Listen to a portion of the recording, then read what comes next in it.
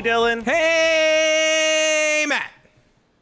So the fourth season of Abbott Elementary is just about to air. Yeah, and I it's thought, right around the what corner. better time than now to talk about their Christmas episode from season 2, Yeah. the Holiday Hookah.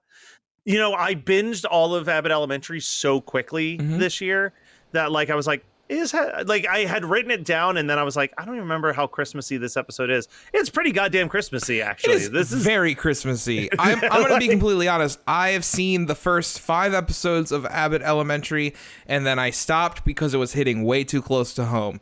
And I've heard that it's similarly to how people say Scrubs is the most accurate TV show about hospitals, that Abbott Elementary really, I was like, I cannot for better or for do worse, this. captures it. During a school year, that's a little rough. I'm like, I can't do this. I could probably watch this now. This school year is going swimmingly, like, knock on wood. I love to hear that, Like, because there was definitely talking you off the edge last year. Yeah, last year was a little rough, and I think it was a rough year for everyone. Like, I don't know what it was. I don't know what was in the water, but, like, I feel like everyone was very negative last year, but this year, especially at the school I'm at, everybody's just coming in on a positive note, and things are going well. And I'm gonna be completely honest, man. This episode, I'm sitting here, I'm like, I want to go watch more Abbott Elementary. So I'm super excited to watch a little bit more. Do you think, just to spitball ideas here, though, do you think that this year, because I think of, like, the last couple of years, obviously, like, 2020 was COVID year. Yeah. 2021 was mostly COVID year. And I feel like 2022 and 2023, I feel like you've still got these kids who are adjusting back after. And is it just that, like, now we've kind of hit the part where, like, the COVID years kind of feel distant enough that they're able to return That's to, what like, it feels how school like. should feel? So like, the kids that I had last year were in first grade my first year of teaching. So, like, the kids that I taught last year were in first grade my first year of teaching. So by year 3, like, they were displaced in, like, third grade. Like, were taken out of school, second, third grade. So I think when things went down, the kids that I have now were, like, too young for it to have fully affected them. Yeah. So I think they're used to being in school. And just, I think, honestly, it's kind of a change in mindset with us as adults as well in the building. I feel like this year, especially our team, kind of agreed that we, like, if things were an issue, like, let's come together and figure out solutions rather than just continue to harp on the negative. Like, be angry and try to fix it by yourself without exactly. And I think that's kind of what a lot of us turned into last year, where this year we're being very proactive, and, like, if there's an issue, we're taking care of it together. Like, we nip it then and there. It really is just overall just been a lot better of a school year already. Good. 1 month in, and I'm looking forward to the rest of the year. So love it. All right. So Abbott Elementary. I don't teach elementary school, but I'm telling you, this is very similar to just working in a school in general. So we start off cold open. Yes. We've got Jacob is talking about how he's not going to go to Pittsburgh with his boyfriend because his boyfriend takes caroling so seriously with his entire family. Zach. I didn't know. So that's Zach, his boyfriend, the one that was doing the caroling. Yes. Which he was hilarious. Like, coming in. Go ahead. The line where she goes, "You're not going to go to Pittsburgh. You're not even going to attempt to go to Pittsburgh." He's like, "Well, I don't want to get regulated to the backup bells." Yeah. I love the fact that he couldn't respond without singing. Like, Jacob goes, he's in the zone. He can't respond without singing. And he's like, "Why are you here?" It's so good. Oh, it's such a good opening. It's a fun little cold opening, but it sets up the plot points of Zach going to Pittsburgh and that Jacob is not going to Pittsburgh. And those are, like, 2 fairly important storylines. But then we jump into the actual show, and I love this opening scene where Janine, in an attempt to be, like, the perfect second grade teacher, has made Christmas cookies for every child in the classroom. set to their specific beliefs, and then she just hands a blank cookie to the one kid because he's Jehovah's Witness. She just goes, "Happy holiday." Like, I feel that so hard. Like I connect with that so hard. As the Christmas guy at the school, I am very open where I'm like let's have a chat, guys. And I have 6th graders, so we can have those chats. And you've said before, like if you had a Jewish child, you'd be like, let's get a menorah. Yeah, let's get a menorah up in here. Like, let's do that. And it is difficult. Like it's tough. Yeah. It's tough to make sure that everyone is being represented and make sure that everyone feels accepted. So I get that. I get where she was coming from. I know it's a funny bit, but props out to her for trying, man. Yeah. Then we jump into the teacher's lounge where they're doing their Secret Santa gift exchange. So good. And the janitor gives Melissa a bag of Dallas Cowboy bobbleheads, and she's confused at first. He goes, "You can destroy them any way you want." She's like, "Oh, I can finally break out my new blowtorch." But then everyone has Ava, and she goes, "Yeah, I put my name in a couple times. I figured all your mediocre gifts would add up to one decent one." And then, oh God, what's his name? Is it Greggy? Gregory gives her the gift card to like the generic Office Depot or whatever, and she's like, I didn't expect it would be you. So good. Meanwhile, Janine is planning. So then we figure out what their Christmas plans are at the end of the school year.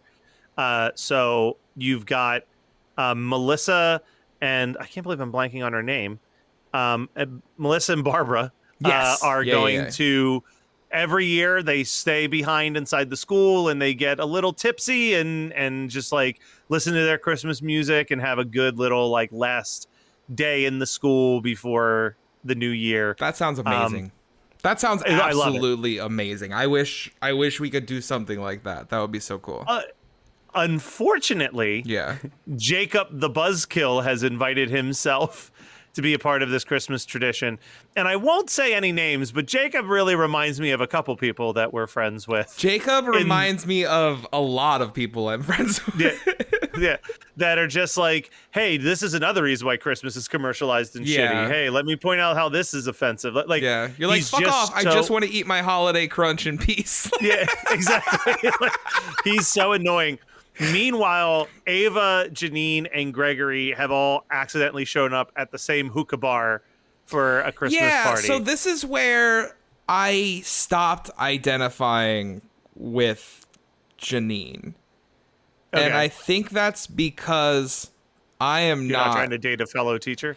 No, it's the fact. No, it's the like when they get in there and they're so awkward. Like her and Gregory are so awkward. I would have been out there cutting a rug with Ava. Like, well, I do love the scene where he says we should go out there and be normal, and she just goes, "I enjoy being normal." Like I to me, seeing your work friends out in real life, I like that. I enjoy that. My argument would be with this particular situation. Yeah. That I don't think they consider Ava a work friend. I think that they consider Ava a very annoying boss that I get that. Constantly is making it hard for them. And Gregory and Janine are very much in the middle of a will they, won't they plot line. And I would say that they're both kind of introverted in certain ways. I think it's like because I can relate to Janine in this. Yeah. And this is where like I get into the arguments where people will act like there's a debate on like, am I introverted or extroverted? And I think it depends on setting every single time. I am both. Yeah, because I am 100% both. Yeah. If I'm with a bunch of my friends and I'm hosting a party or something, I am the most extroverted person that you'll ever meet. If I'm at a crowded bar and I know maybe 3 people, I am clinging to those 3 people for dear life and waiting for the second that I'm allowed to leave. Yeah. Like I'm looking at my phone and being like, if I leave in an hour, that should be enough time of me being here. Yep. That people won't like make a thing out of it. Like, yeah. Like if I'm going to the theater to hang out with a bunch of my friends, like awesome, let's do that. If I'm going to like an event, I'm planning my exit before I've left the house. literally, Barb and I went to a concert to see Wheatus. Yeah. And they were opening for Bowling for Soup. And like, I literally had 4 different parts of the Bowling for Soup set where it's like, depending on where my mood is, we're either going to leave during this song, song, or during this song. You're like, I don't need to hear 1985. Well, no, this was the best time to see them play it because they were playing The Hangover You Don't Deserve from start to finish. So it was the 3rd song in the set. But it was more a game of how long are they going to talk and stretch out this set? Yeah. Yeah, and it's unfortunate because sometimes you go to concerts with friends who do not want to do that. They don't want to leave. They want to see. They're like, what if they play a super special secret encore? So Sean, friend of the show, and I went to see Slipknot a couple weeks ago. And literally, like, as we're walking up to the arena, in my mind, I'm like, cool. Like, they're just playing their self-titled. I'm good rolling out, like, second to last song. Like, they leave the stage, come out, do 2 of their encore songs. They got 1 more. Let's roll. Yeah. And he's like, no, we need to see this song. So that resulted in us not leaving the parking garage till like 2 a.m. Which no, listen, I am that we were hanging out FM together, team. but fuck. Yeah, I am like every show now. I'm like, let me check Setlist FM. Let me get a rough vibe on like what the last couple songs are. Where do I feel like I could live with myself if I didn't see it live? Which the answer is like most of it. Heck yeah.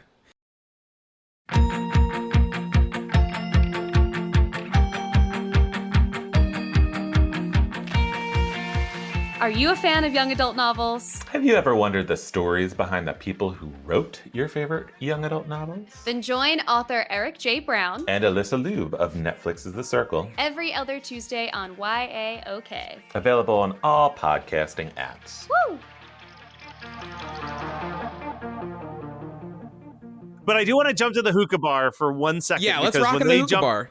When they step in that hookah bar, the highlight of the episode is that DMX version of Rudolph the Red-Nosed Reindeer it's blasting. So good. Inside. It's so good. And it is on Apple Music for anyone curious. Oh, it's so fucking good. There's not much to say about the hookah bar till the very end. Yeah. Most of this episode, I feel like, is the Jacob, Barbara, Melissa storyline. There's a point where Melissa gets so frustrated. She's like, I'm going to go outside and get some air. And Jacob goes, but it's 30 degrees out. She goes, yeah, but my liquor code is bringing me up to a cool 42. I love like the follow-up on that where Jacob is talking to the janitor and the janitor's like, dude, you're coming in hot. And he's like, I don't know. I think they're okay. And he's like, they chose frostbite over having dinner with you. Well, then he says something about Rudolph the Red-Nosed Reindeer. He goes, oh, did you know that Rudolph the Red-Nosed Reindeer was made up by an alcohol company to sell more drinks? And he goes, by what? Giving people red noses? That's stupid.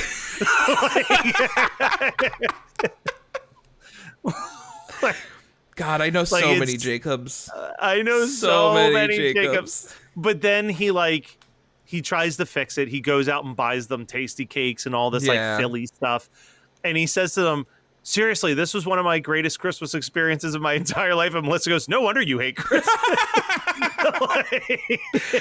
So Melissa's the best. Yes. Melissa's so sassy. Melissa is amazing. So Jacob finally ends up calling Zach to request if he can go with them to Pittsburgh. Yeah. And you only hear the one side of the phone call. It's so funny. He's like, so maybe I can pack my stuff and I'll go with you guys to Pittsburgh. Awkward pause. Maybe I can just come and visit you guys while you're singing in Pittsburgh. He goes, I can hum. Then we jump to probably one of my favorite lines in the whole episode, actually, is Janine outside of the bar waiting to get a ride home. Yeah. And Greg has already left and his friend Mo shows up and they're talking. And Mo says something like, do you know it takes a snowflake a full hour before it touches ground? She goes, no, I didn't know that. And he goes, yeah, I drink a lot of Snapple, so I got a lot of facts. Mo played by Vince Staples, Staples. Yeah. He goes, I thought you'd like that because, it's science. Dude, so fucking good. So fucking good. It's like such an awkward, bad flirt. It's so fucking funny to me. It's science. You teach. That's the same thing, right? And then the last part that kills me is he leaves. Ava is going to give Janine a ride, and that's when Janine finds out that Ava is dating someone, and she keeps asking a bunch of questions. And Ava goes, I know we're not in school and it's the holidays, but I'll still fire you. Yeah. She said, you have a boyfriend? What, you thought I was single? After she has been dancing with so many different guys in the hookah bar. He goes, he thinks we've been dating for four years, but it's really been 2. He shows up, and it's a very famous basketball player. I don't know basketball, so neither do I. But he is cute. So funny. Like, he shows up and he goes, "Oh, you must be Janine. You're even shorter than Ava said."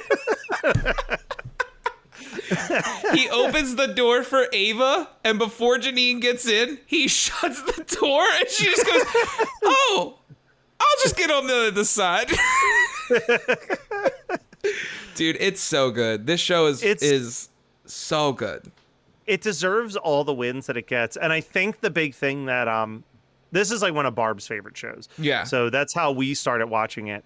And she informed me, and I've read a bit about it too, is that, you know, it's created by the star, Quinta Brunson, I think is how it's pronounced. Mm-hmm. And her mom was a elementary school teacher who I believe was named Barbara. I could be wrong on her name, but the character of Barbara is based on her mom. This show doesn't exist without her mom. There's this. It's wild how accurate some of this show really is. Yeah.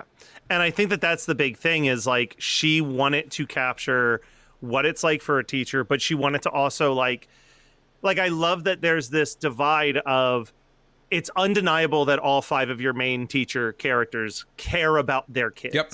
Right? Like, but it's like the different levels of like Janine and Jacob are kind of the young, like fire in their bellies, like ready to go.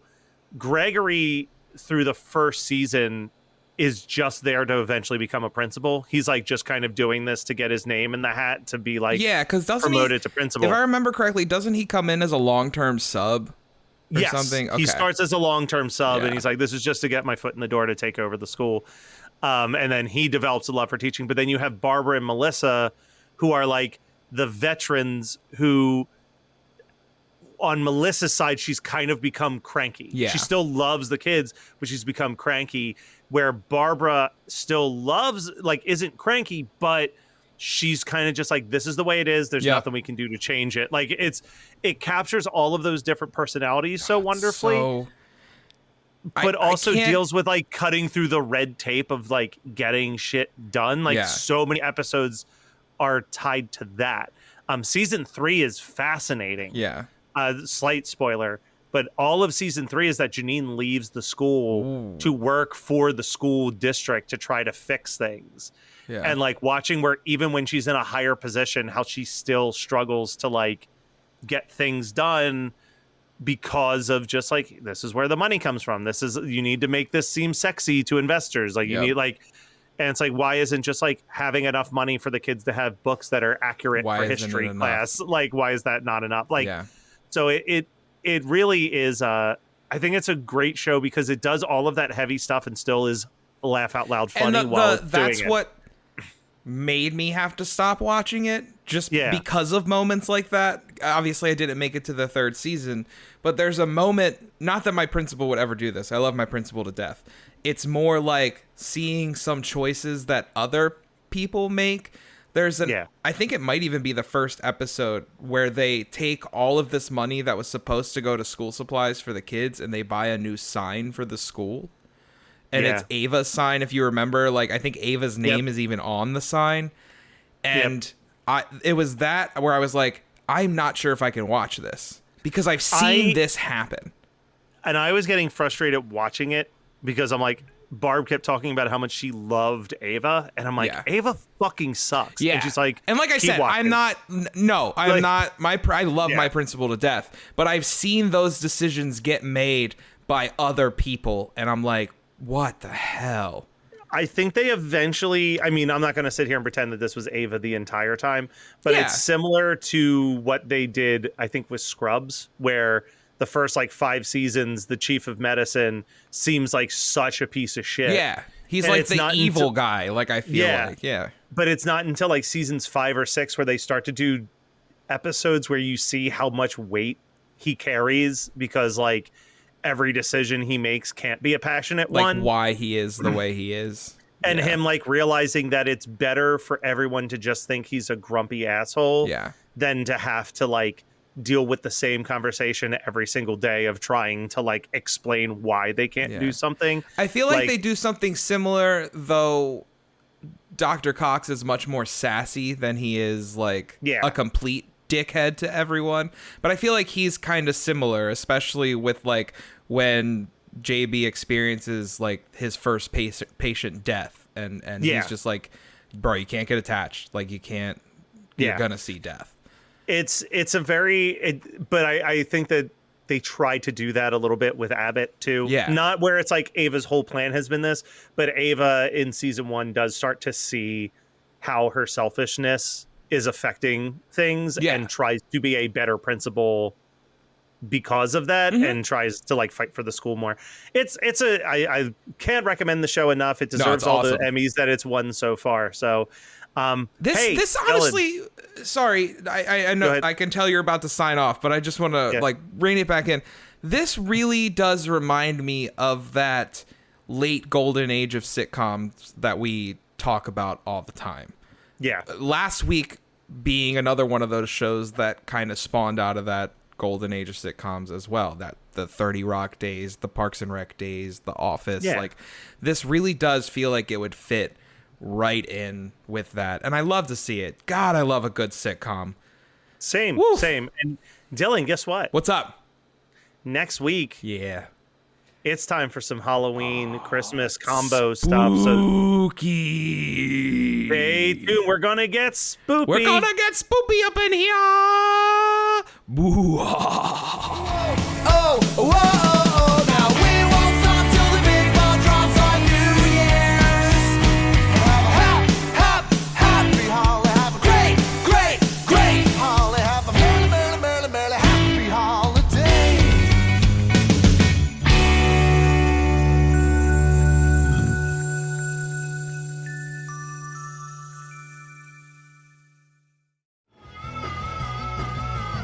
You're listening to the Geekscape Network.